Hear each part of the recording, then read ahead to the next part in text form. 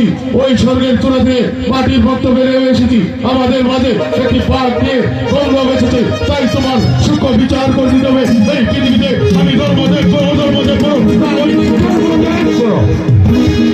রাজা ধনপতি তুমি পারবে আমরা জানি আমি হলাম এই মাটির পৃথিবীতে জন্মদায়ক আর হল ধর্মদায়ক এই মাটির পৃথিবীতে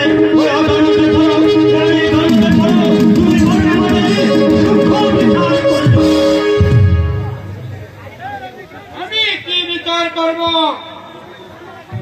হ্যাঁ রাজা তুমিই পারবে রূপ মুখে শুনেছি তুমি নাকি নেই বিচারক তাই তুমিই পারবে আমাদের বিচার করে দিতে পারে এই পৃথিবীতে আমি ধর্ম দেখবো না ওই দেখবো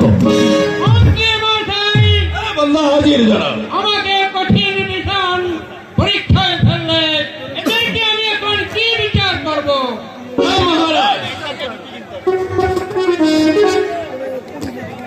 আগামীকাল তাদের দরবারে আসতে বলে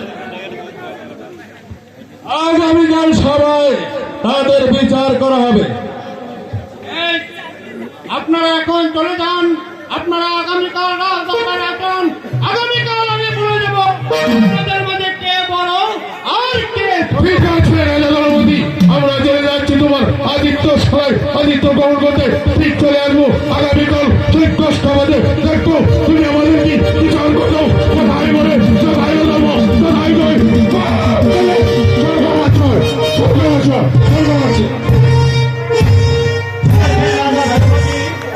আমরা চলে যাচ্ছি আপনার অতিথ্য ছাড়াই আতিথ্য গ্রহণ করার জন্য ঠিকই দুদিন পূর্বে সুযোগ হয়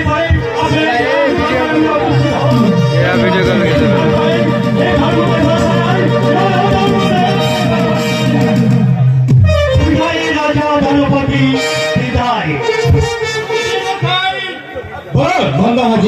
কঠিন পরীক্ষায় পড়ে গেলাম আমি কি করে এদেরকে বিচার করব কাকে বলবো বড় আর কাকে বা বলবো ছোট আমি যে ভেবে কোনো মীমাংসা খুঁজে পাচ্ছি না বিচলিত হলে চলবে না মহারাজ আপনাকে আমি পথ দিয়ে দিচ্ছি বলুন মন্ত্রীমশাই কি বলব আগামীকাল বিচার সভায় 2টি সিংহাসন রাখবে একটি স্বর্ণের আর একটি হবে রূপার সিংহাসন 2টি ভালো করে রেখে দেবেন যে সিংহাসনে যে রূপার সিংহাসনে বসবে সে হবে ছোট আর যে বড় স্বর্ণের সিংহাসনে বসবে সেই হবে বড়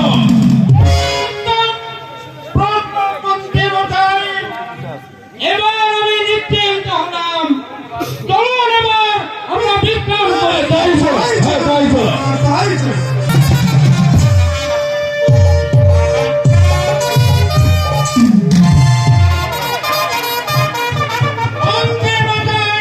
হাজির দেবা এখনো আসছে না কোথায় বলে কোথায় বলবো কোথায় যাওয়া করে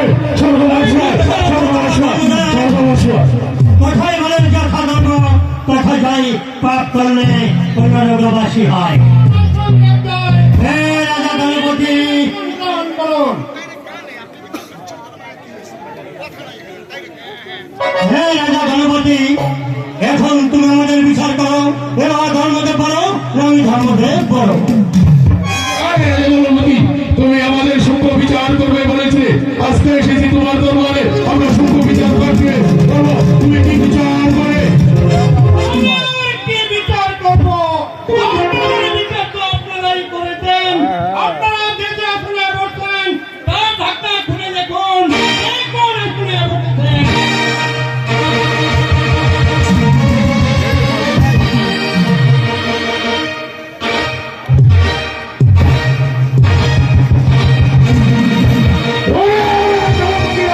তুই এখনো সম্মান করলে আমার কি করে দিচ্ছ আর ওই আমি তোকে দিলাম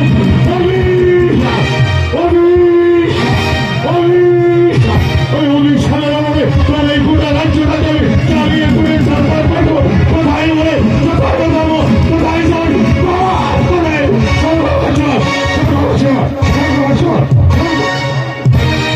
হে রাজা ধনপতি অধর্ম দায় দিয়ে গেল তোমার অভিশাপ আমি ধর্মদেব রয়েছি, আমি যেই যাবো তোমাকে আমার প্রাণ না অশিস আশীর্বাদ তুমি এই ধর্মকে বুকের মাঝে চাপিয়ে রেখে এই ধর্মকে রাজ্য পরিচালনা করবে।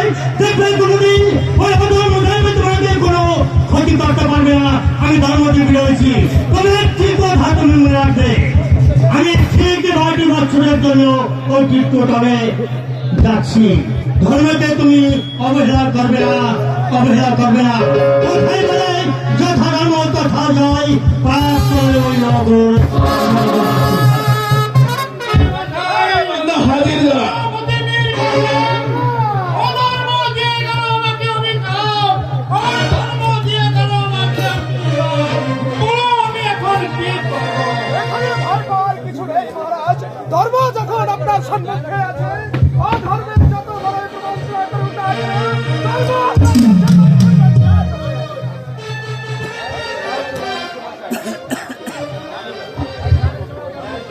তাই তো তাই চলো, তাই চলো।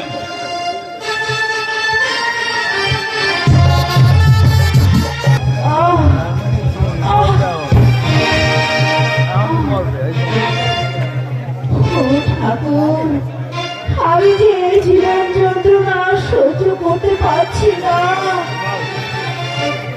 আমি বুঝতে পেরেছি আমার যে দিন শেষ হয়ে আসছে ঠাকুর। আমি মরার আগে একবার আমার আপন আর দুলালকে দেখে নিতে চাই ঠাকুর।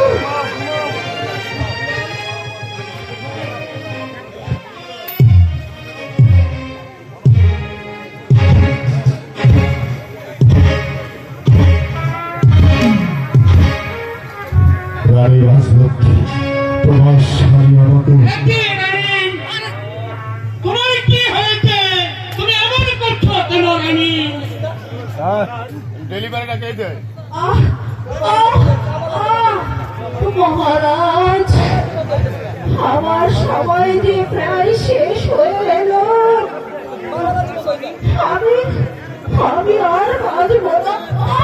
মহারাজ, ও কথা বলো না রানী, অমন করে বলে আমাকে তুমি পাগল করে তোলো না। আমি তোমাকে বাঁচিয়ে তুলবো, যে কোনো কিছুর বিনিময়ে হোক আমি তোমাকে বাঁচিয়ে তুলবো রানী। মহারাজ, আমার মন বলছে আমাকে কেউ বাঁচাতে পারবে না মহারাজ।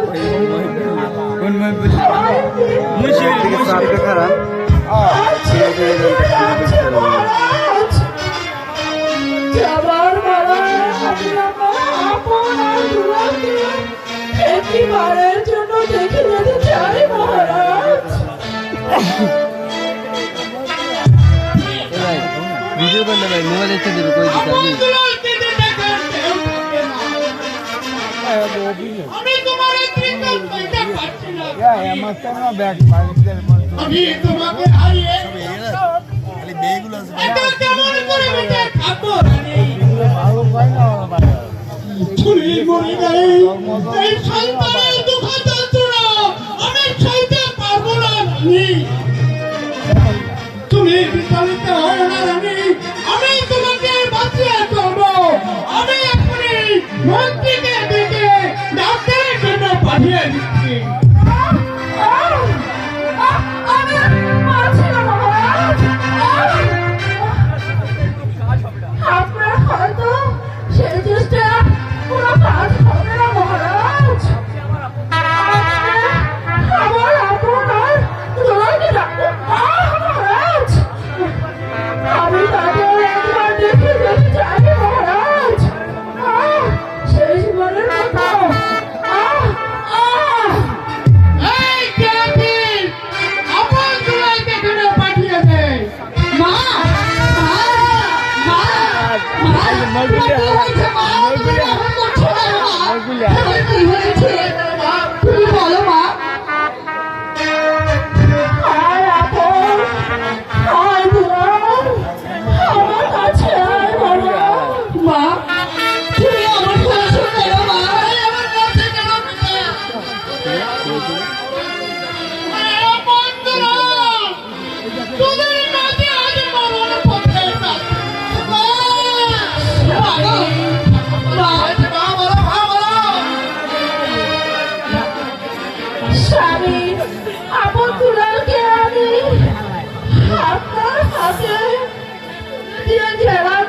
রানী, আপনি এখন থেকে ওদের দেখে শুনে রাখবেন আর সুখ দুঃখের সাথী হয়ে থাকবেন। আমার মন, আমার মনের বিদায় মহারাজ। রানী, রানী।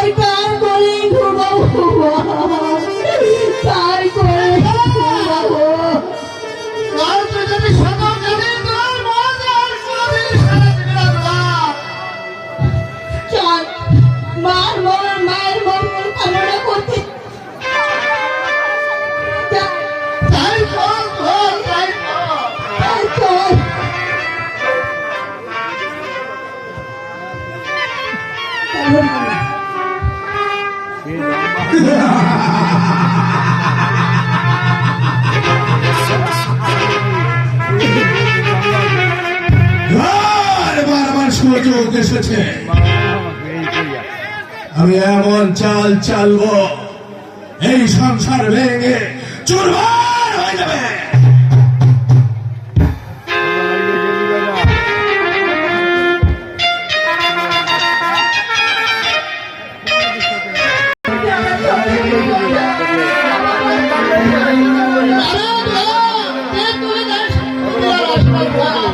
মোবাইল একই মোবাইল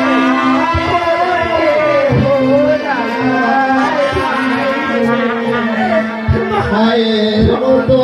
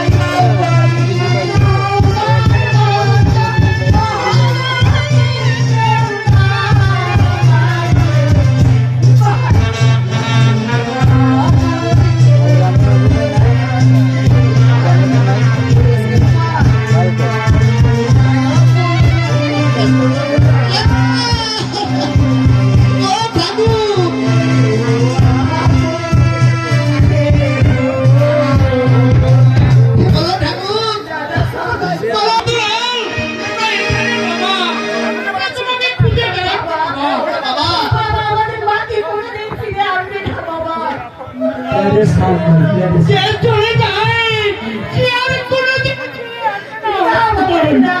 আমি মার কাছে যাবো বাবা, আমি মার কাছে যাবো।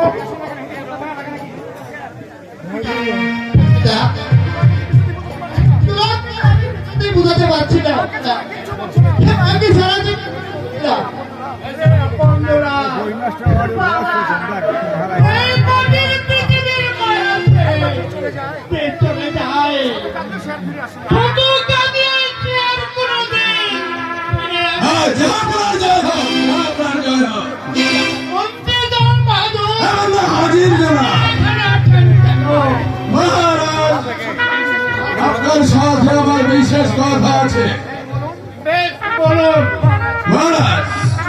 আমি বলছিলাম কি আপন দুলালকে অঙ্গর মহলে পাঠিয়ে দে। কেন ওদের সামনে বলা যাবে না? না মহারাজ, রাজনীতি নিয়ে কথা তো, ভাই ওরা ছেলে মানুষ, ওদের সম্মুখে না বলাটাই ভালো। এই, আপন দুলাল, বাপি যাও বাবা। তোমরা এখন ওই বাগান বাড়িতে গিয়ে একটু খেলা করো। ঠিক আছে বাবা। আমি মন্ত্রী মশাইয়ের সঙ্গে একটু কথা বলে ওদের কাছে আসছি। এমন কি কথা যে আমরা দুই ভাই শুনতে পারবো না বাবা? ও তোমরা বুঝবে না বলো, রাজনীতির চাল সব কিছু তোমাদের বোঝানো যাবে না। তোমরা চলে দেখো। তাই করছি বাবা, তাই করছি। মন্ত্রী মশাই, মহারাজ, রানীর লাজ লক্ষ্মী মৃত্যুর পরে সমস্ত প্রজা সাধারণ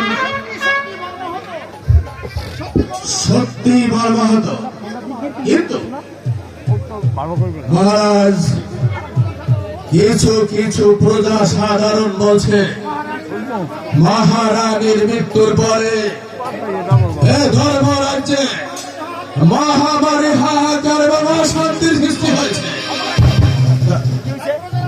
তাই প্রজারা বলছে, এই মন্ত্রী প্রজারা প্রজারা বলেছে আপনি আবার দ্বিতীয় দ্বার গ্রহণ করো।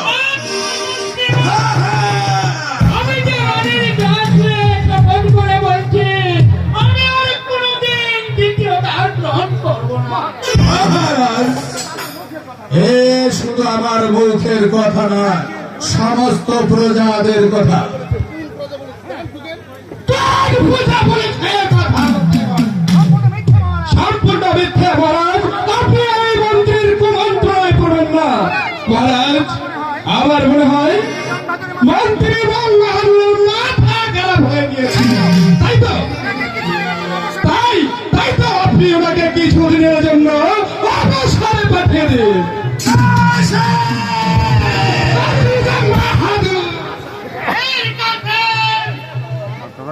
হ্যাঁ মহারাজ, অঙ্কিত ভাষায় কথা বলো। কিভাবে সমঝোতা হবে এবং জাহাপনা মন্ত্রী জং বাহাদুরের প্রবচনায় আপনি তো দেখছি রাজলক্ষ্মীর কাছে যে দেওয়া কথা তা সম্পূর্ণ ভাবে ভুলে যাচ্ছেন মহারাজ, সম্পূর্ণ ভাবে ভুলে যাচ্ছেন।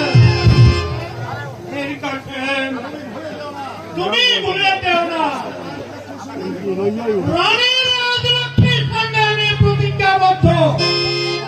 সে প্রতিজ্ঞা আমি কিছু ভঙ্গ করতে পারবো না। এবার রানীর কাছে এখানে মহারাজ আমি এসেছি আপনার ওই স্নেহের আপন আর দুলালকে লেখাপড়া শিখিয়ে মানুষের মতো মানুষ করে করে তোলার জন্য আপনার কাছে অনুমতি দিতে।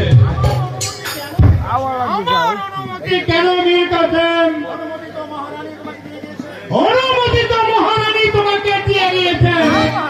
না মহারাজ, তারপরও সামাজিকতা বলতে একটা কথা আছে। আপনি যখন আছেন তাই আমি আপনার কাছে অনুমতি নিতে এসেছি। আপনার যদি অনুমতি দেন তাহলে আমি আপনার দুলালকে আজ এই রাস্তা মানুষের কাছে নিয়ে মানুষের মতো মানুষ করে করে তোলার জন্য আপনার অনুমতি চাচ্ছি। আপনি আমাকে অনুমতি দিলে আমি আপনার দুলালকে নিয়ে যাবো এই রাস্তার মহাশয়। আমি অনুমতি দিলাম, আপন দুলালকে নিয়ে যাও। তবে একটি কথা, এমন একজন গুরুদেবের কাছে দিবে আমার আপনার দুলাল মানুষের মতো মানুষ হয়ে উঠবে। মহারাজ, আপনি কোনো চিন্তা করবেন না। আপন দুলাল হয়তো আমার মায়ের পেটের ভাই নয়, তবে আমি ওদেরকে মাতৃ ছেলে আমার জীবনের এক বিন্দু রক্ত থাকা পর্যন্ত ওদের কোনো খবর দেব না। আমি ওদেরকে মানুষের মতো মানুষ করে গড়ে তুলব। আপনাকে আমি কথা দিয়ে গেলাম। মহারাজ, সেনাপতি মীর কাসেমের কথাগুলো একটু আঁকা বাঁকা লাগছে মনে হয়। ওর কথায় মন খারাপ করো না মন্ত্রী দামবাহাদুর, কারণ রানী রাজলক্ষ্মী ওকে খুব আপন করে ভাবতে, তাই তো আপন দুলালকে কিছু বললে তাও সহ্য করতে পারে না। মহারাজ, আমি যে বলছিল মন্ত্রী জামবাহাদুর, তুমি ভুলে যাও না, আমি রাজা ধনপতি নয়। আমার রাজ্যে এমন কোন প্রজা সাধারণ নেই। আমার বিদ্যা বিক্রি হবঘোরা করতে হবে। আর শুনুন, যে কথা আপনি মুখে উচ্চারণ করেছেন অদূর ভবিষ্যতে আর কোনদিন এ কথা মুখে উচ্চারণ করবেন না। তাহলে আপনার চিন্তা দিনে আমি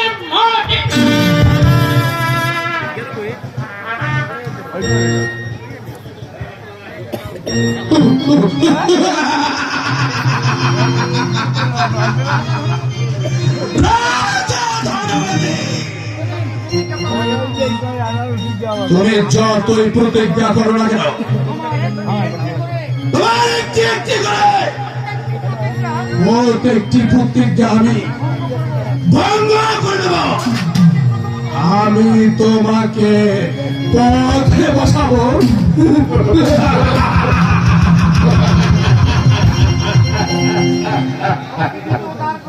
তোমাকে দ্বিতীয় দ্বার গ্রহণ করাবো। তোমার আপন দুলালকে রাজ্য ছাড়া করবো। এই ধর্মপুর রাজপ্রাসাদে একটি বিভীষিকা তৈরি করবো।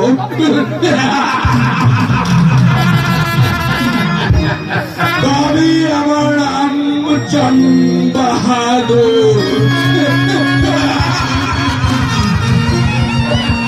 আজ পর্যন্ত ধর্মপুর পাঠশালায় একটি ছাত্র ভর্তি হয় না, তবে কি ভগবান ধর্মপুর পূজা ছাত্রদের কোন ছেলে সন্তান নেই। ছিল আমার বাড়ির খেলার সাথী বন্ধু সেনাপতি মীর কাসেম, বলেছিলেন মাস্টার মাঝে মাঝে ছাত্রদের সাথে দেখা করবো। তাই আজও তো ছিলেন না, তবে কি বন্ধু আমার সাথে উন্নয়ন করেছে। মাস্টার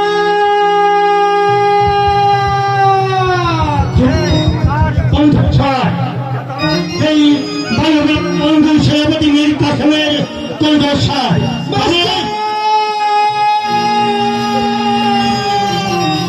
বন্ধু,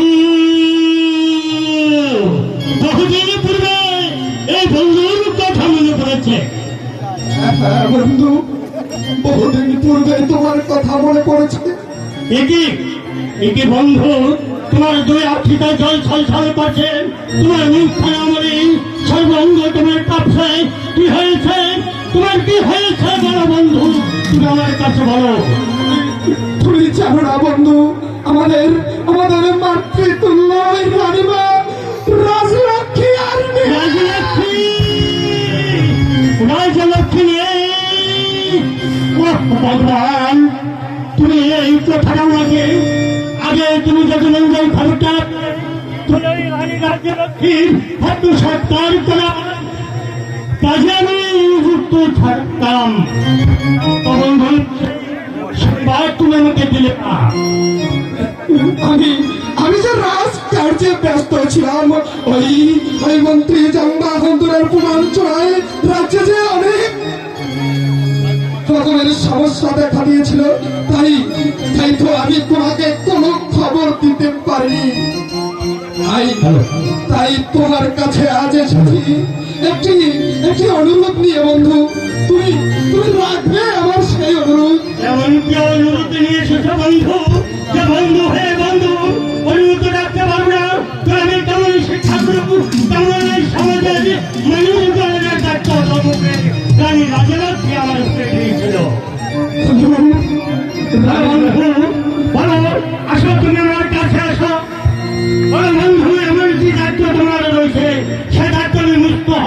পালন করবো। বন্ধু, আমি আমি ওই রানী রাজলক্ষ্মীর কাছে শপথ করেছিলাম, আমি আপন আর দুলালকে মানুষের মতো মানুষ করে সুশিক্ষায় শিক্ষিত করে এই গড়ে তুলবো এই সমাজের বুকে মানুষ হিসাবে। তাই দুলালকে তোমার কাছে নিয়ে এসেছি। তুমি আমাকে কথা দাও বন্ধু, তুমি আমাকে কথা দাও, তুমি ওদের লেখাপড়া শিখিয়ে মানুষের মতো মানুষ করে তুলবে। আরে বন্ধু, ধর্মপুরের রানী রাজলক্ষ্মীর মৃত্যুর পূর্বে তার দুটি রত্ন তোমার হাতে যখন তুলে দিয়েছে, সুশিক্ষায় শিক্ষিত করে মানুষের মতো মানুষ করতে আমি তোমার বন্ধু মাস্টার, আমি তোমার কাছে অর্ডার দিলাম। আমার বাবু আলুদের সাথে আমি আপন দুলালকে সন্তানের নাই লেখাপড়া সুশিক্ষায় শিক্ষিত করে আমার সাথে মানুষের মতো মানুষ করবো।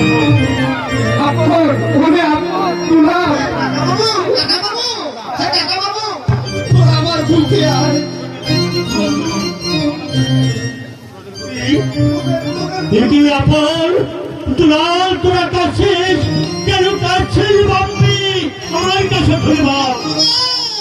আপন দুলাল, তোরা তোদের গুরুদেবকে প্রণাম করে আপন দুলাল।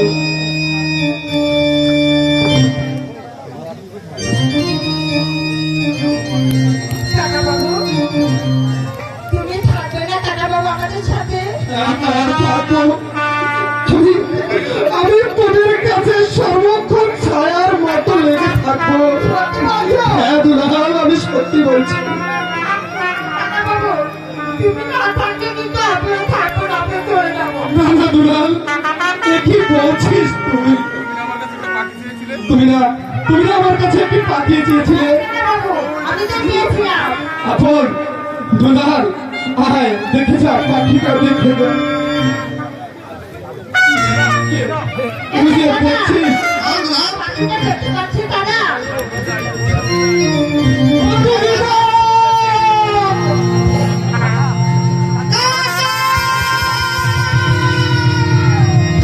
দিদি বাপি আপন দুলাল, তোদের কাকা আমার চলে গেছে, তাতে কি হয়েছে?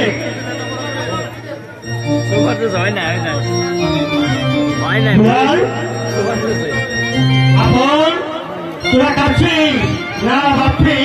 তোদের কাকা চলে গেছে, আমি তোদের শিক্ষাগুরু মাস্টার রয়েছি, আমি তার সাথে অর্ডার দিয়েছি, আমি তোদেরকে সুশিক্ষায় শিক্ষিত করে মানুষের মতো মানুষ তৈরি করবো।